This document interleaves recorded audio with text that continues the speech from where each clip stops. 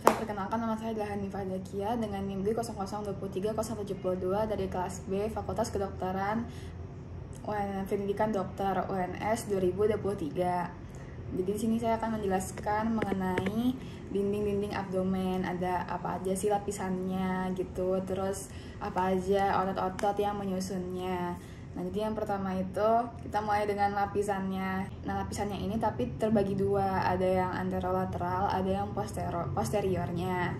Kalau yang anterolateral itu dimulai dari kulit, terus di bawahnya ada fascia superficialis.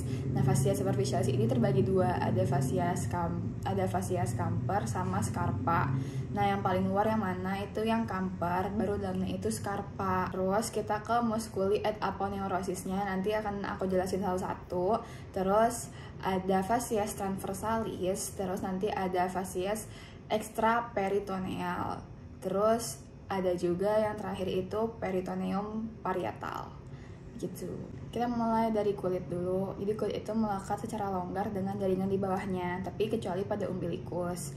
Kalau pada umbilikus ini dia itu sebagai jaringan parut. Terus kita mulai ke fascia superficialis. Jadi fascia superficialis ini terbagi dua oleh umbilikus. Jadi ada yang di superior umbilikus, ada yang di inferior umbilikus. Kalau di superiornya dia itu cuma terdiri dari jaringan subkutan yang konsisten dengan lapisannya. Tapi kalau yang di superior dia itu ada jaringan, ada kayak kolagen sama serabut elastisnya, sehingga dia terbagi jadi dua fasies itu tadi, camper dan scarpa. Kalau camper dia itu tempat penyimpanan lemak, jadi kayak banyak lemaknya. Tapi kalau yang di scarpa itu dia cuman kayak membran tipis gitu, saput membran tipis yang sedikit lemaknya. Kalau pada pria, fascia scarpa ini akan meluas ke skrotum menjadi fascia dartos. Kalau di wanita itu fascia superficialisnya dia akan menjadi komponen labium maius pudenta. Nah, kalau fascia profunda dia itu bakal melapisi setiap otot-ototnya. Jadi kayak si otot fascia profunda, otot fascia profunda gitu-gitu terus selang-seling. Nah, kita mulai ke bagian otot-otot yang ada di abdomen yang anterolateralnya. Nah, di abdomen ini ototnya itu terbagi jadi dua. Ada otot yang flat muscle, ada yang vertical muscle.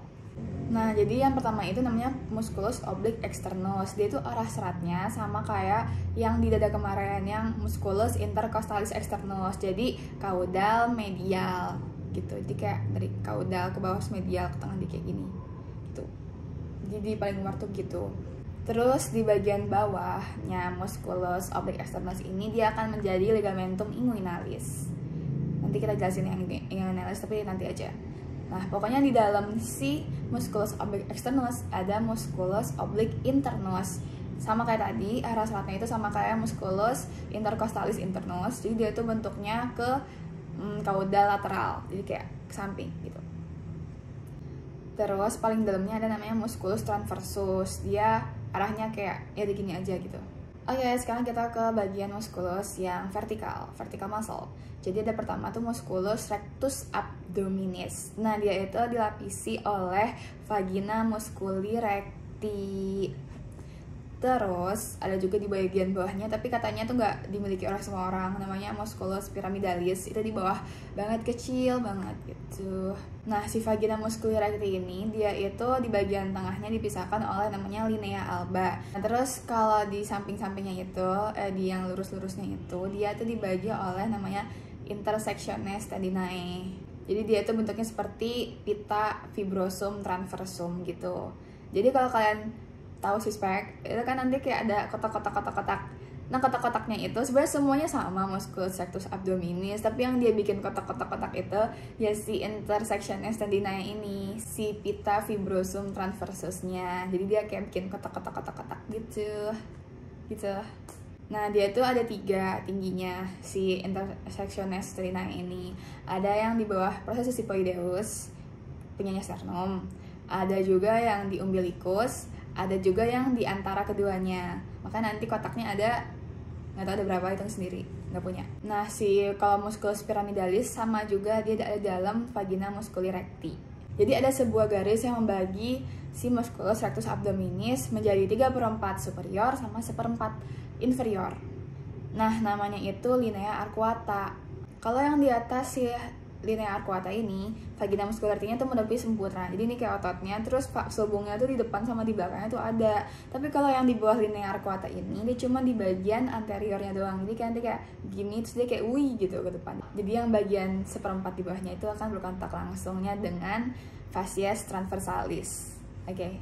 Oke, terus ada yang namanya lapisan fascies transversalis. Dia itu paling terlihat tuh di bagian dalam musculus transversus abdominis. Terus ada yang tadi yang fascies extraperitoneal, itu membatasi yang fascies transversalis sama yang peritoneumnya. Nah, ada apa aja sih si extraperitoneal ini? Ada yang mengarah ke anterior disebutnya preperitoneal, ada yang ke posterior disebutnya itu retroperitoneal. Nah, fascianya tuh isiannya tuh kayak lemak-lemak gitu. Terakhir ada juga yang namanya peritoneum. Tapi yang peritoneum ini kita bahas nanti, nggak sekarang. Ada sesinya sendiri. Sekarang kita pindah dulu ke yang bagian posteriornya. Dia tuh kurang lebih sama, tapi aku sebutin aja. Jadi yang pertama itu ada kulit. Yang kedua itu ada fascia superficialis dorsi belakang. Terus ada muskulusnya. Terus ada fascies extraperitoneal, sama terakhir ada fascies peritoneum parietal. Jadi untuk lapisan-lapisan tadi itu hampir semuanya ya sama kayak yang di anterolateral. Tapi yang beda itu sih muskulusnya. Kita bedah satu-satu, muskulusnya ada apa aja. Oke, jadi kita mulai dari lapisan pertama, yang lapisan paling luar. Namanya itu musculus lacetimus dorsi. Lacetimus dorsi itu mana sih? Dia itu yang di samping, yang agak tipis. Soalnya dia tuh kayak melebar gitu nanti kayak wah di belakang gitu kayak lebar. Terus kita mulai ke lapisan kedua. Dia yang pertama tuh ada musculus oblique externus abdominis. Terus ada musculus erector spinae. Jadi dia ada yang ngangkat si spina tulang belakang. Terus ada musculus longissimus dorsi. Dan terakhir ada musculus serratus posterior inferior. Di yang lapisan ketiga ada musculus multifidus. Terus kedua ada musculus interspinalis. Sama terakhir musculus oblique internus abdominis. Lapisan keempat, yang lapisan terakhir itu ada musculus quadratus lumborum, dan ada musculus iliopsoas, dan terakhir ada musculus transversus abdominis. Jadi si iliopsoas ini itu terdiri dari otot sebenarnya. Jadi pertama itu ada musculus iliacus, dia itu karena dia nempelnya di iliaca gitu, dari bawah ke iliaca. Terus satu lagi namanya musculus psoas mayor, makanya jadi iliopsoas gitu. Udah itu aja untuk lapisan-lapisan kulit dan otot-ototnya. Dadah, terima kasih. Oke, sekarang kita lanjut ke membahas tentang rektum dan anal. Ya, jadi kita akan membahas mekanisme pup. Kayak gimana sih kita pup tuh sebenarnya, kayak apa sih ototnya, kayak tempatnya tuh di mana, ditampung sebelum keluar tuh kemana dulu, dari usus besar tuh kemana dulu, dari kolon tuh kemana dulu. Nah itu akan kita bahas di sini. Oke, jadi yang pertama itu, nah jadi rektum itu sebenarnya nggak cuman kayak pelong rektum terus lubang pantat, nggak gitu. Jadi sebenarnya rektum tuh dibagi dua. Jadi yang pertama itu yang di atasnya itu namanya rectum proprium. Terus nanti yang di bawahnya itu namanya canalis analis. Itu si lubangnya. Nah, terus apa sih yang membatasi mereka berdua itu? Namanya adalah linea anorectalis atau anorectal junction. Nah, untuk specifically-nya di dalamnya itu kayak gimana? Kita bahas dulu dari lapisan-lapisannya. Oke? Jadi di bagian sisi luar rektum itu ada nampak flexura yang namanya tuh flexura sacralis. Karena dia mau masuk ke sacrum gitu, kayak di depan sacrum. Jadi ini kayak terus kayak nah itu flexura sacralis atau flexura perianalis atau juga flexura anorectal. Jadi merupakan bagian kon yang bentuknya itu tadi kayak S kalau dilihat dari lateral. Yang dia bilang ini kan nanti ada sacrum, dia kayak mau masuk itu nyok kayak dari sini kayak gitu. Jadi bentuk S kalau di samping S gitu. Di bagian dalamnya ini, lapisan dalamnya atau disebutnya dengan tunika mukosanya itu ada lipatan-lipatan transversal. Nah, jadi namanya itu adalah plique transversalis recti. Nggak tahu bacanya benar apa enggak, tapi ya udah aku yang tulisannya picaye. Plique transversalis recti. Plique itu lipatan kayaknya nggak tahu. Terus transversalis karena dia punya transversal, terus recti karena dia ada di rectum. Atau nama lainnya itu Houston. Keren Keren banget gak sih namanya? Nah, di bagian bawahnya ini, rektum tuh mengalami dilatasi menjadi ampula recti. Si ampula recti ini memiliki kemampuan untuk berelaksasi. Kenapa? Karena dia itu fungsinya untuk menahan massa tinja sebelum dikeluarkan saat BAB. Gitu. Hal ini menjadikan ampula recti sangat penting sebagai satu elemen yang mempertahankan kontinensi tinja. Gitu. Terus kan kita ngomongin tentang si linea anorectalis atau anorectal junction. Nah, yang memisahkan dia itu apa sih? Itu si lipatannya ini, si plikenya ini. Kalau yang di rektum tadi kan dia bentuknya transversal. Kalau udah di anal, dia itu jadinya longitudinal. Makanya namanya berubah. Jadi, pliknya longitudinal, anal kanal. Begitu. Sekarang kita ngomongin, tadi kan kita ngomongin si rectum proprium ya, yang tadi itu. Itu rectum propriumnya. Sekarang kita ngomongin canalis analis. Jadi si canalis analis terbagi jadi 3 zona. Yang pertama adalah zona columnaris, di mana epitelnya itu dia kolumner atau kuboid, makanya namanya columnaris. Yang kedua adalah pecten analis, itu tempat di mana si epitelnya udah berubah menjadi epitel squamous kompleks non kornifikasi sehingga menimbulkan zona putih di mukosa. Nah, terus ada garis superior di zona ini, jadi kayak garis-garis gitu. Namanya adalah linea pectinet. Yang ketiga adalah zona kutanea, yaitu bagian kulit eksternal yang dibatasi secara tidak konsisten oleh linea anokutanea. Terus terakhir ada zona hemoroidales, itu zona yang memungkinkan terjadinya hemoroid. Terus pada permukaan dalamnya itu bisa kita jumpai yang pertama kolumna rectalis atau analis. Dia itu merupakan 5-10 lipatan longitudinal yang ada karena anastomos dari arteri dan vena. Terus ada valvula canalis analis. Ada valvula anales, dia itu merupakan pelipatan mukosa yang menghubungkan setiap kolumna di kaudal. Terus ada namanya sinus rectalis. Sinus rectalis ini adalah cekungan di antara setiap valvula analisnya. Terus kita mulai ke otot sphincter yang ada di canalis analis. Ada apa aja? Ada musculus corrugator ani, ada musculus sphincter ani externus, ada musculus sphincter ani internus, ada musculus puborectalis. Terus yang otot polos itu yang musculus yang corrugator ani sama musculus yang sphincter ani internus. Kalau yang sphincter ani externus sama yang puborectalis itu yang otot skeletnya. Nah, jadi untuk vaskularisasinya dia itu nggak sama semua gitu. Jadi yang bagian superiornya itu dia itu dapatnya dari cabang arteri mesenterica inferior, yaitu arteri rectalis superior. Nah, kalau arteri rectalis yang media sama yang inferiornya dapatnya dari arteri iliaca interna. Kan kalau yang eksternanya kemarin ke yang bawah itu lain kaki, yang itu ekstremitas inferior. Nah, yang internanya salah satunya itu ke sini. Kalau venanya, jadi vena rectalis yang superior bakal beranastomosis dengan vena rectalis yang media dan inferior. Dan nanti mereka akan mengalir ke vena porta, hepatis. Nah, tapi kalau di anal kanal, beda. Jadi kan tadi tuh ada yang namanya linea pectinet. Kalau yang di atas linea pectinet, dia itu bakal bermuaranya ke vena porta. Tapi kalau yang di bawah linea pectinet, dia bakal ke vena cava inferiornya langsung. Inervasinya, kalau yang simpatisnya dia dapat dari nervus plancolumbalis. Nah, kalau yang parasimpatis dapatnya dari nervus planici pelvici, begitu. Oke, video terakhir. Bisa. Oke, jadi video terakhir ini tentang peritoneum. Apa sih peritoneum itu? Di peritoneum itu adalah lapisan yang tipis dan licin atau yang kita sebut dengan membran serosa yang melapisi bagian dalam dinding abdomen atau si viseranya. Tapi bisa seluruh visera, bisa sebagian viseranya doang. Terus peritoneum itu dibagi dua. Ada peritoneum parietal sama peritoneum visceral. Nah, kalau yang peritoneum parietal, dia itu yang ngelapisin bagian dalam dinding abdomen, yang merupakan bagian dari dinding abdomennya juga, ya kan, yang udah dibahas di lapisan-lapisannya itu.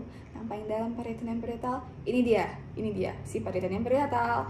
Yang kedua adalah peritoneum visceral, dia itu yang melapisi si organnya. Dia itu punya dua cara untuk melapisi organ. Ada yang sebagiannya doang, kayak di anteriornya doang tuh gitu.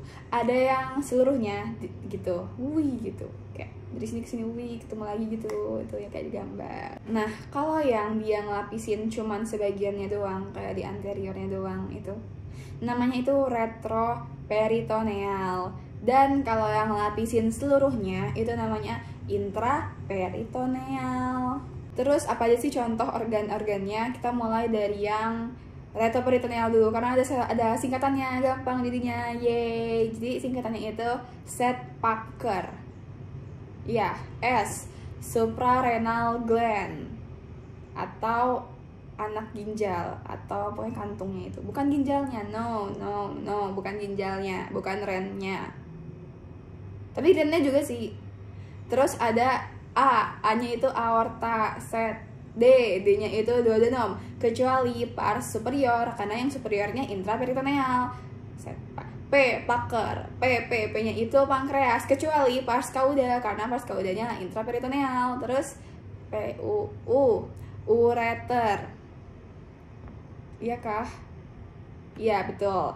C, colon ascendant dan descendant. Nanti ada cara buat ngafalin yang kolon, ada nanti. Sedgwick. K-nya kidney, tadi tuh ginjal, ya. Sedgwick. E-nya esophagus. R, rectum. Yeay. Nah, sekarang kita mulai yang intraperitoneal. Apa aja sih yang intraperitoneal ini?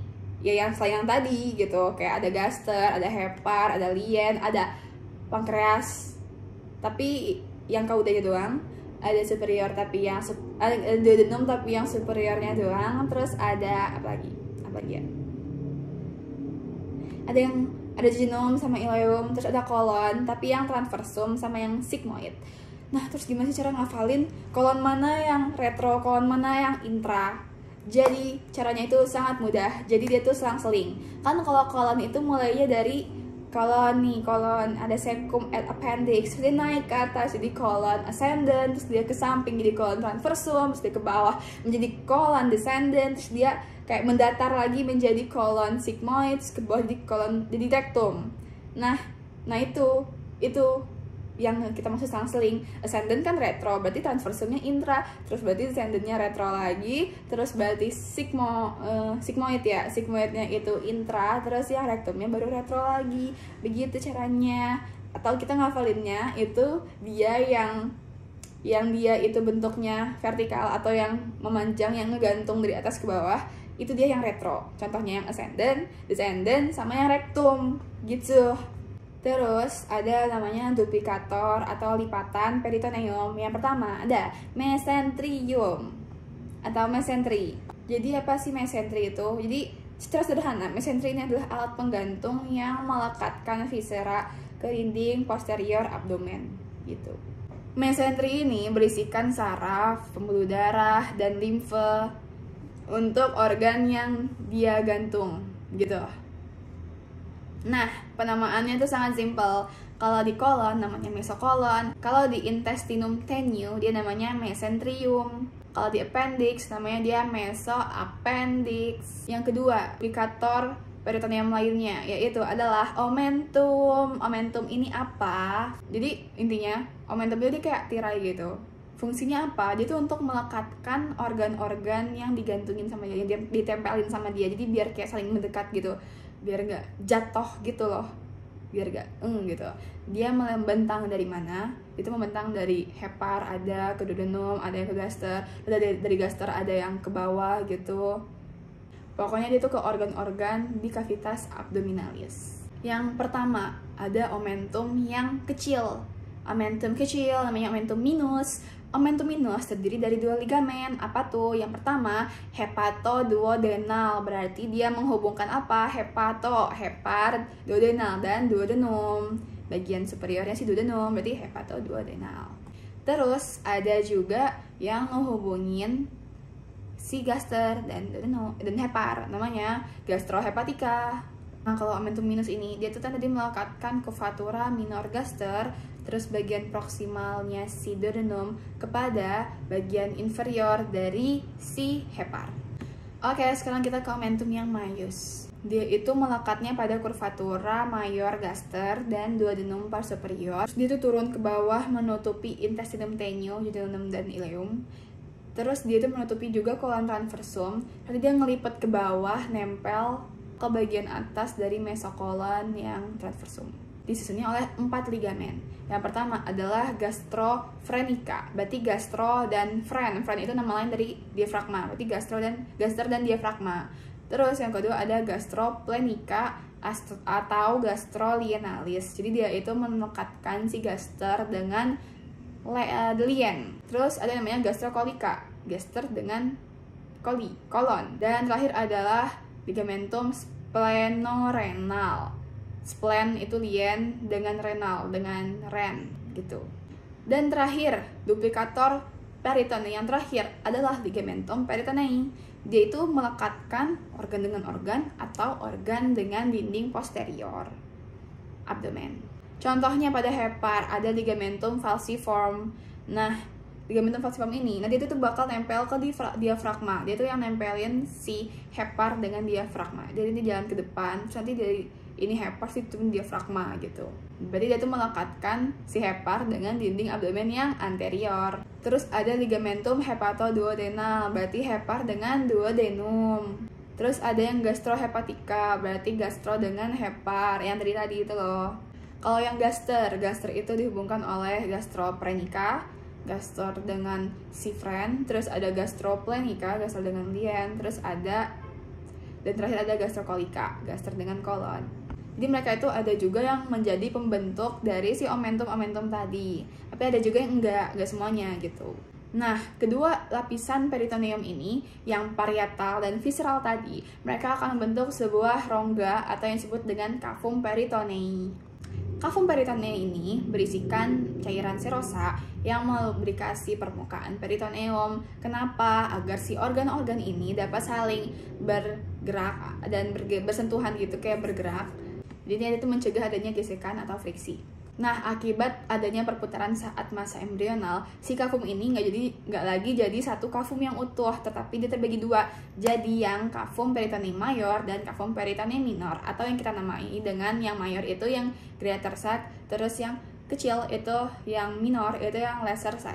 Nah, kedua cavum ini ada penghubungnya. Nah, penghubungnya adalah si foramen epiploica winslowi. Nah, itu wir yang menghubungkan mereka. Oke, sudah selesai. Terima kasih.